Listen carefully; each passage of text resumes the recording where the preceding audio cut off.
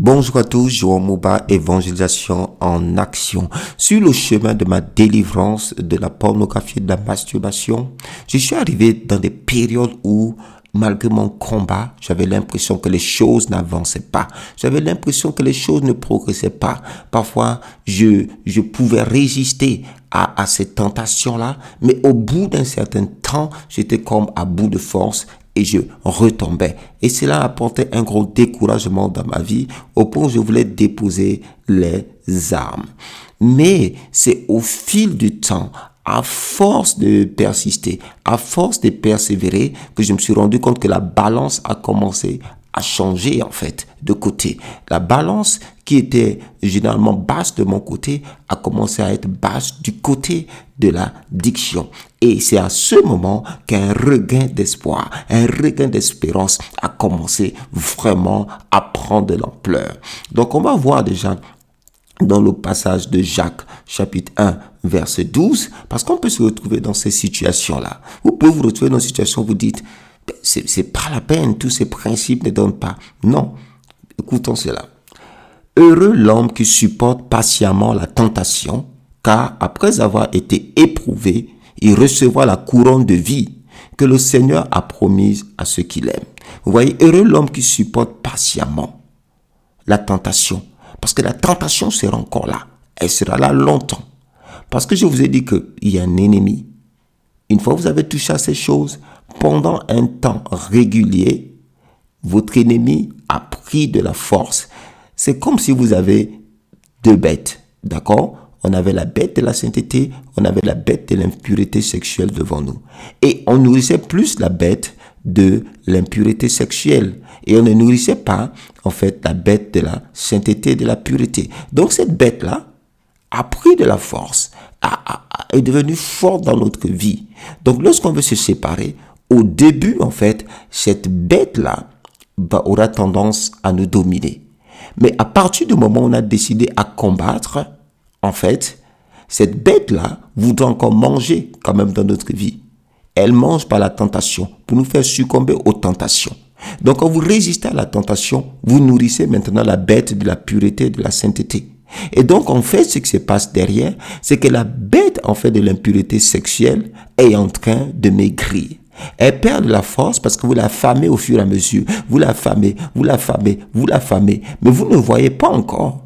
Vous avez l'impression que rien ne se passe. Mais si, quelque chose se passe. Votre persévérance est en train de payer. Parce que cette bête, en fait, elle est en train de maigrir. La balance va changer à un moment donné. Donc, continuez à nourrir la bête. Quand les tentations sont là, allez à genoux. Priez, Seigneur. Si vous avez un partenaire de prière, c'est encore mieux. Appelez-le et priez ensemble. D'accord? Vous savez, quelqu'un que vous avez mis des garde-fous, renforcez-les. Vous voyez? Donc c'est ça. Cette bête-là est en train de maigrir, mais vous ne la voyez pas. Voilà pourquoi votre patience-là, votre persévérance-là va payer. C'est une qualité essentielle pour vous. Continuez à l'appliquer. C'est en train de marcher. Même Hébreux chapitre 6 au verset 12 dit, en sorte que vous ne vous relâchiez point et que vous imitiez ceux qui, par la foi et la persévérance, héritent des promesses. Vous voyez, vous avez la foi que Dieu vous a délivré. Mais regardez pourquoi la Bible ajoute encore et la persévérance. Parce que la persévérance est une qualité clé que vous devez rattacher complètement à votre foi. La persévérance. Et vous allez hériter cette délivrance. Parce que cette bête, d'accord, de cette addiction est en train de maigrir. Donc, continuez à résister. Chaque jour, allez-y dans la présence de Dieu. Voilà pourquoi Hébreux chapitre 12, verset 1 à 2 nous dit, pendant qu'on est en train de résister, il y a quelque chose qu'on doit faire. Vous voyez? Il y a quelque chose qu'on doit faire. Hébreux chapitre 12, les versets 1 à 2. Nous donc aussi, puisque nous sommes environnés d'une si grande nuée de témoins, rejetons tout fardeau et le péché qui nous enveloppe si facilement et courons avec persévérance dans la carrière qui nous est ouverte. Courons avec persévérance. Donc continuez dans cette persévérance.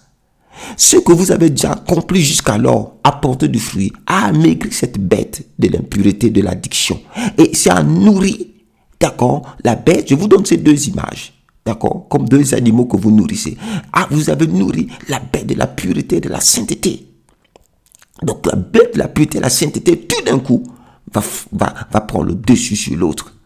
verset 2, donc Hébreux chapitre 12, ayant les regards sur Jésus, le chef et le consommateur de la foi, qui en vue de la joie qui lui était réservée, a souffert la croix, méprisé l'ignominie et s'est assis à la droite du trône de Dieu. Vous voyez, pendant que le fait continuez à regarder la parole de Dieu, continuez, n'enlevez pas les yeux sur Jésus.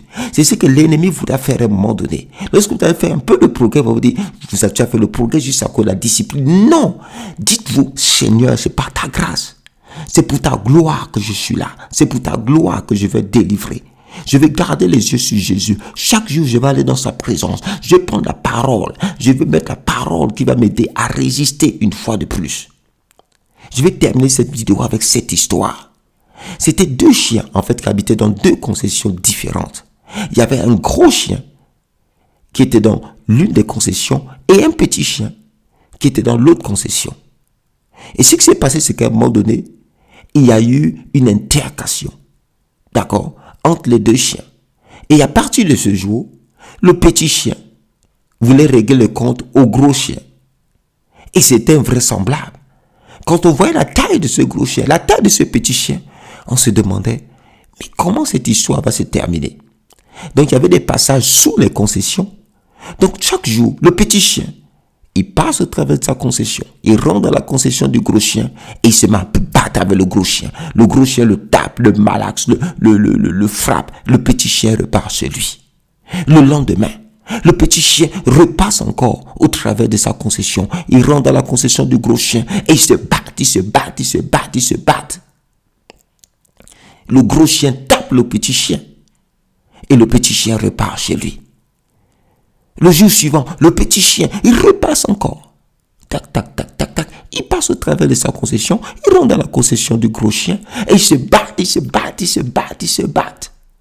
Le gros chien tape le petit chien parce que le petit chien, vu son physique, son gabarit, il n'avait pas de chance. Et le petit chien repart. Le lendemain, le petit chien ressort encore. Il passe sur cette concession. Il rentre dans la concession du gros chien. Il se bat, le gros chien le tape. Et ça allait comme ça des jours et des jours.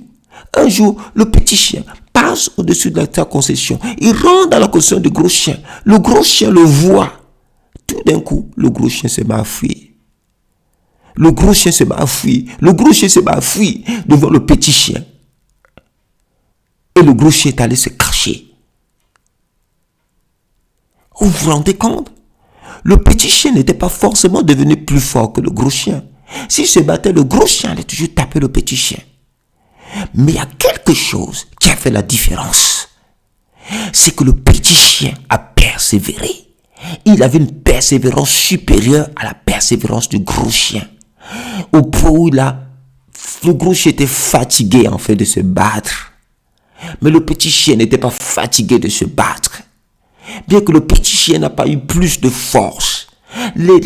La force que vous avez en ce moment, que Dieu vous a donné, ces versets bibliques qui sont déjà rentrés dans votre cœur, même un seul qui est déjà rentré dans votre cœur, vous pouvez l'utiliser chaque jour contre l'ennemi, chaque jour contre l'addiction, chaque jour contre l'addiction.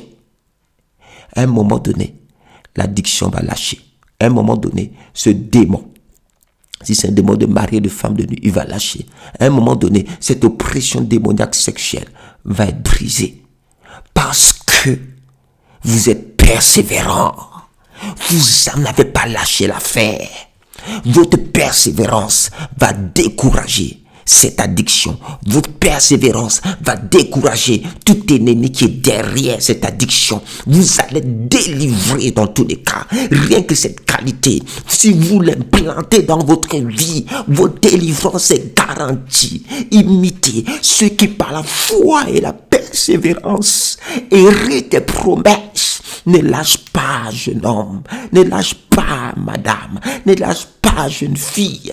Ta délivrance est certaine.